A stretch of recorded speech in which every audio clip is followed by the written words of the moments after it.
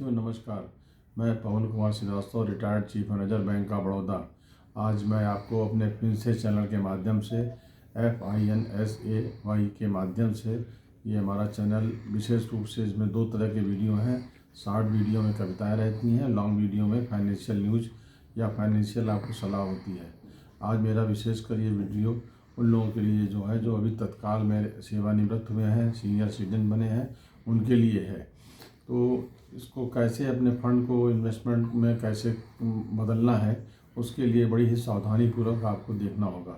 सबसे बड़ी चीज़ ये है कि जब आपको कोई व्यक्ति रिटायर होता है तो उसकी इनकम जो पेंशन होती है वो उसकी इनकम का 33% से लेकर 40% के बीच में रह जाती है। यानी कि अगर किसी को 1 लाख रुपये तनख्वाह मिल रही है तो आफ्टर रिटायरमेंट अगर वो ओल्ड पेंशन स्कीम में है तो उसको 33,000 से 40,000 के बीच में पेंशन मिलती है। यानी कि आपको जो भरपाई करनी है वो 60,000 की भरपाई करनी है।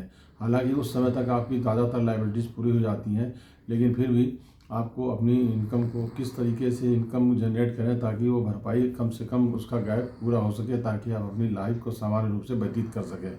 इसके लिए वर्तमान में मार्केट में दो तरह की स्कीमें चलती हैं। एक होती है रेगुलर इनकम प्लान और दूसरी होती है SWP systematic withdrawal plan. Regular income plan में आप किसी भी बैंक में या किसी भी प्राइवेट उसमें जो CD वगैरह बनाते हैं वो इंटरेस्ट आप ले सकते हैं। तो बैंक में आपका पैसा ज़्यादा सुरक्षित रहता है, उसमें आपको इंटरेस्ट थोड़ा कम ज़रूर मिलेगा, लेकिन वो इंटरेस्ट आपको आपके ज़रूरत के हिसाब से क्वार्टरली, मासिक या छमाही स्तर पे आपको ब्याज मिलता रहेगा और आपका काम चलता रहेगा। और सबसे बढ़िया स्कीम बैंक में अगर होगा तो क्वार्टरली ही इंटरेस्ट आप करें, ताकि कुछ पैसे को आपको गवर्नमेंट की सीनियर सिटीजन स्कीम प्लान होती है, उसमें थोड़ा ब्याज ज़्यादा होता है, लेकिन उसमें बीच में अगर विड्रॉल करते हैं तो पेनल्टी इम्पोज ज़्यादा हो जाती है। इसलिए उस पर थोड़ा उसी हिसाब से थोड़ा पैसे को डिवाइड करके कुछ पैसा बैंक की FD में, कुछ पैसा सीनियर सिटीजन स्कीम प्लान जो गवर्नमेंट ऑफ इंडिया चलाती है बैंक या पोस्ट ऑफिस के माध्यम से, उसमें कर सकते हैं। दूसरा सिस्टमेटिक विड्रॉल प्लान, अगर आप मान लीजिए कि आज FD करते हैं और उसमें ब्याज का रेट आपका 5 साल के लिए 7% फिक्स हो गया है, लेकिन आज के 5 साल बाद जो महंगाई बढ़ेगी उस हिसाब से 7% वो रिड्यूस होकर के 5% रह जाएगा, क्योंकि उस समय पैसे की वैल्यू इतनी रह जाती है। इसलिए अगर आप चाहते हैं कि आपके पैसे का रेगुलर इनकम भी मिलती रहे, कुछ फंड भी बढ़ता रहे, तो उसके लिए सिस्टमेटिक विड्रॉल प्लान होता है जो कि म्यूचुअल फंड में लोग इन्वेस्टमेंट करते हैं। उसमें आपके म्यूचुअल फंड का इन्वेस्टमेंट करके एक निश्चित रूप से रकम हर महीने आपको ब्याज के रूप में या समझिए सब डिविडेंड के रूप में या लाभांश के रूप में आपको देते रहेंगे। अगर कभी परफॉर्मेंस अच्छी नहीं भी होती है तो आपके जो मूल रकम है उसी से निकाल के आपको देंगे। लेकिन एक 5 साल का एक ऐसा गैप होता है कि जिस गैप में वो आपका जो इन्वेस्टमेंट अमाउंट है 5 साल या 7 साल जो भी कंप्लीट होने के बाद वो वैल्यू से ऊपर ही मिलेगा। यानी कि जो आपको उस समय जो पैसे की वैल्यू है अगर वो कम होती है तो उसको गैप को पूरा करने के लिए जो उसमें ग्रोथ होती है उससे वो बराबर हो जाता है। लेकिन उसमें भी आपको बहुत सोच समझ के अपने इन्वेस्टमेंट को लगाना है, पूरी स्कीम समझ के लगाना है, क्योंकि SWP का जो भी विड्रॉल होता है वो अगर उसको फ़ायदा होता है तो फ़ायदे से, नहीं तो नहीं होता है तो आपके मूल से भी दिया जाता है।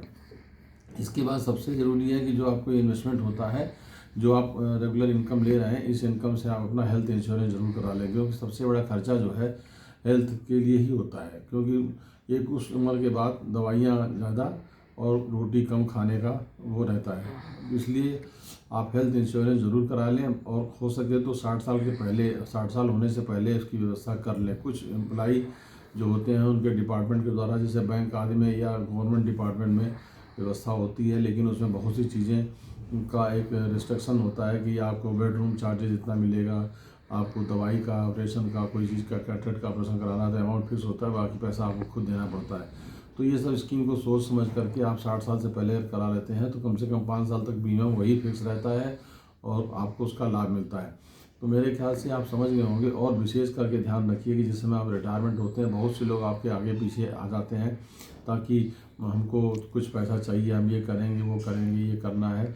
इसको आप ध्यान में रखिए कि क्योंकि वो पैसा अगर आपका एक बार फंस गया तो वो दोबारा मिलने वाला नहीं है। और फिर इसको ध्यान रखिए, आपकी इनकम 33% रह जाती है, 33 से 40% रह जाती है। यानी कि अगर आपको सारे भत्ते और ये सब मिला करके 1 लाख सैलरी मिल रही है तो आपको पेंशन 33,000 से 40,000 के बीच में मिलती है।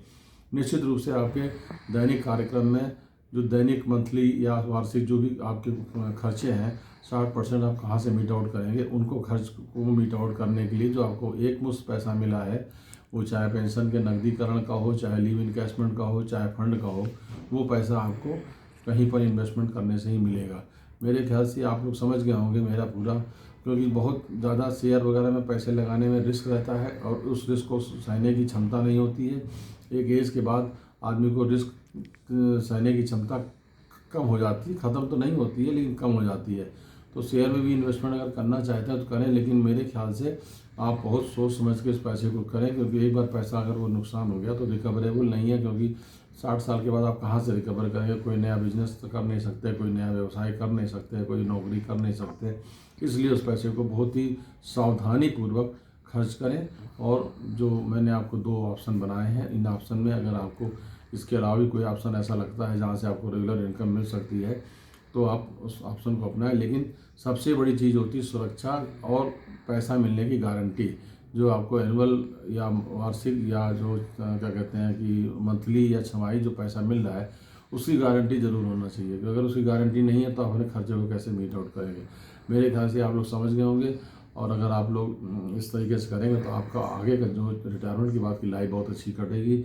अगर इस संदर्भ में आपको कोई भी सलाह आपको चाहिए तो मेरा नंबर 8787218066 पे आप संपर्क कर सकते हैं। धन्यवाद।